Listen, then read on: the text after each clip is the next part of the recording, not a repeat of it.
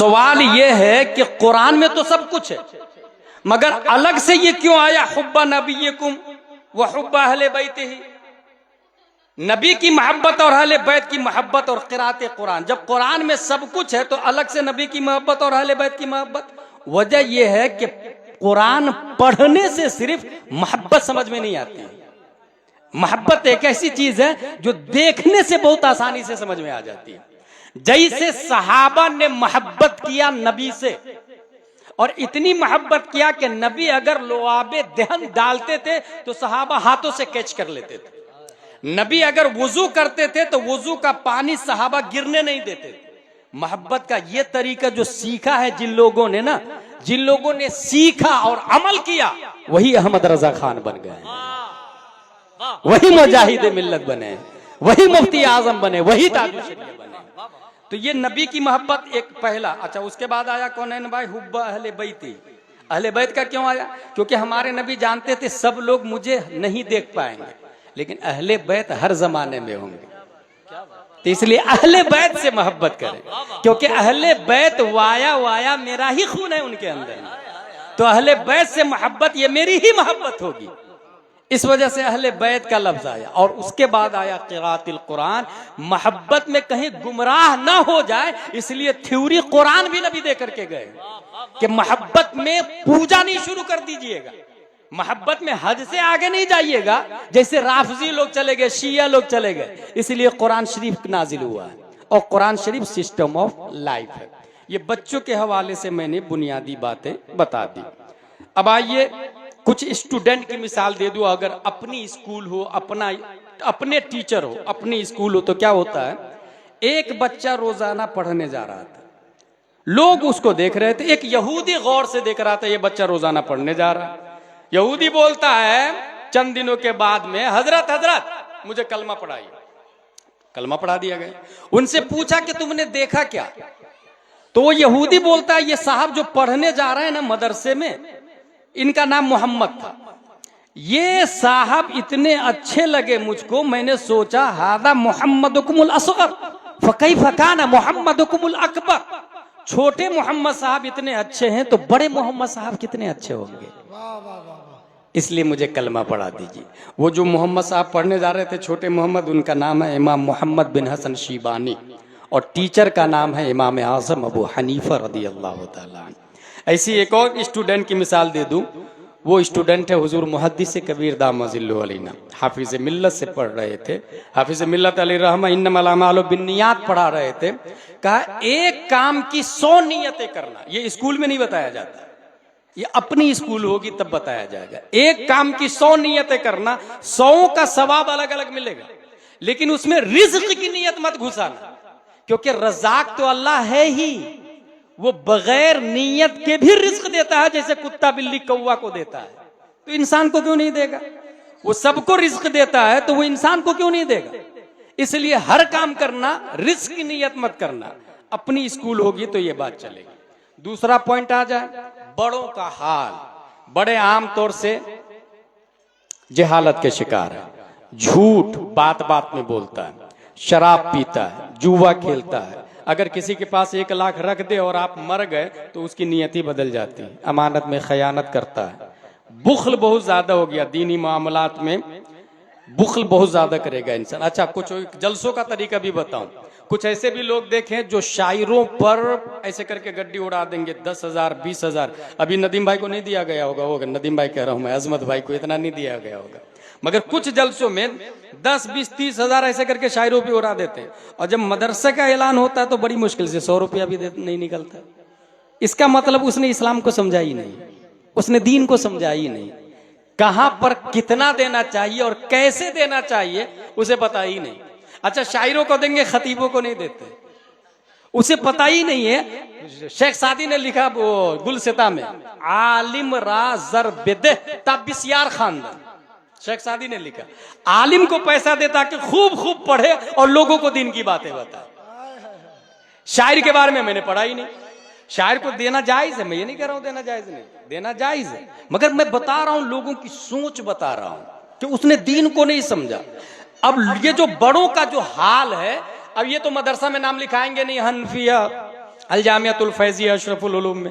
फिर इनके लिए क्या करना है, इनका ऑप्शन क्या है, एंटीबायोटिक क्या है, सोल्यूशन क्या है? बहुत अच्छा सोल्यूशन।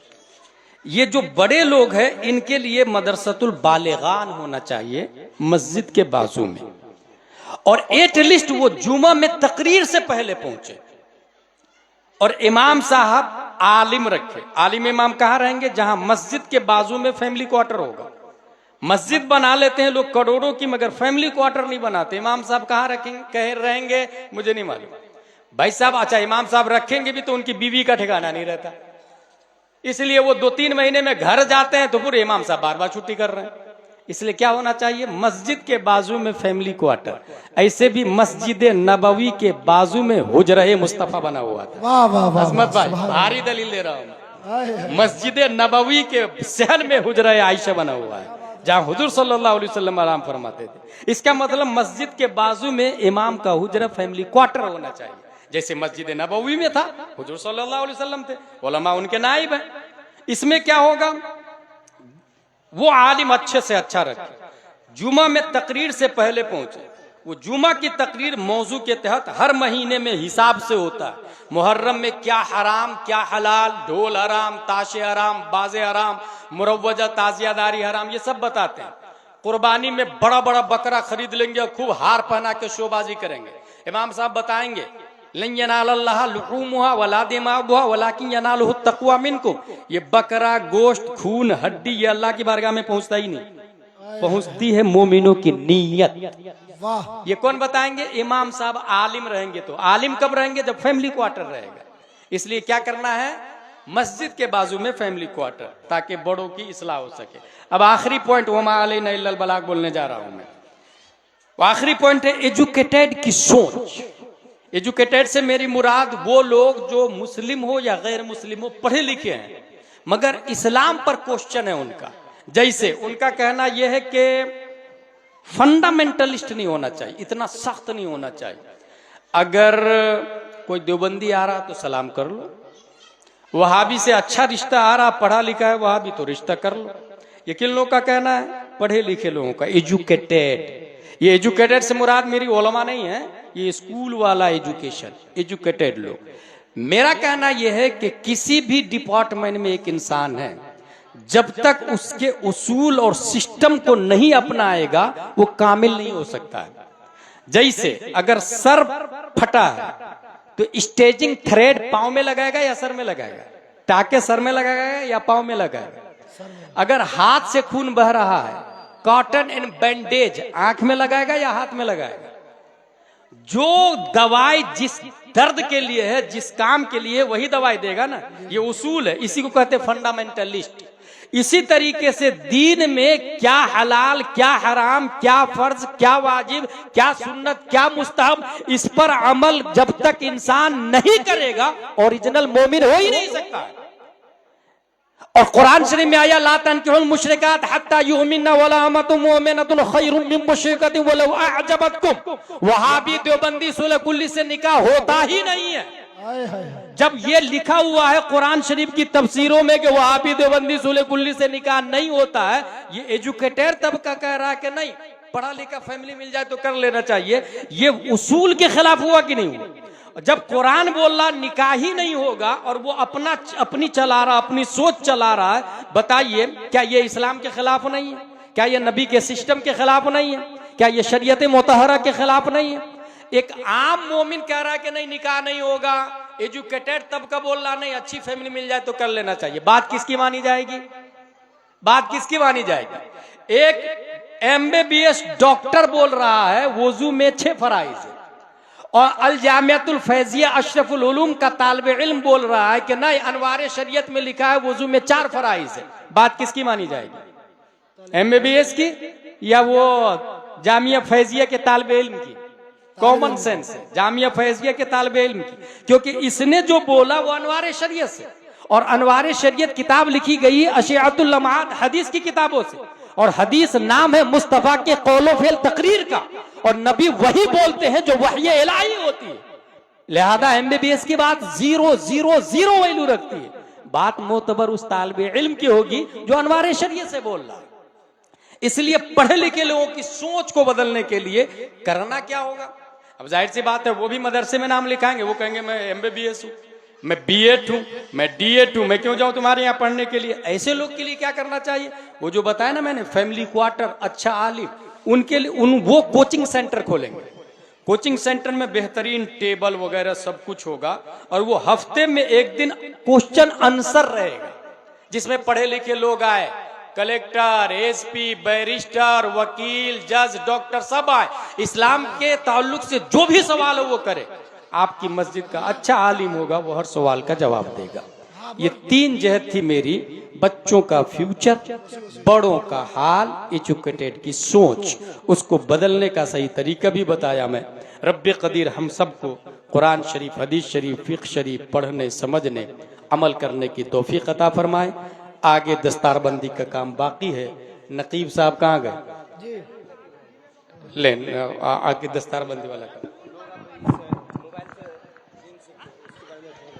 हमारे हजरत फरमा रहे हैं कि कुछ लोग मोबाइल से दीन सीखते। ये जो अभी कितने लोग बैठे हैं, ये उस वक्त बोलना चाहिए ना जब सब लोग बैठे थे, तो हम नहीं आए तो लाना चाहिए ना, ये नियम बनाना चाहिए ना।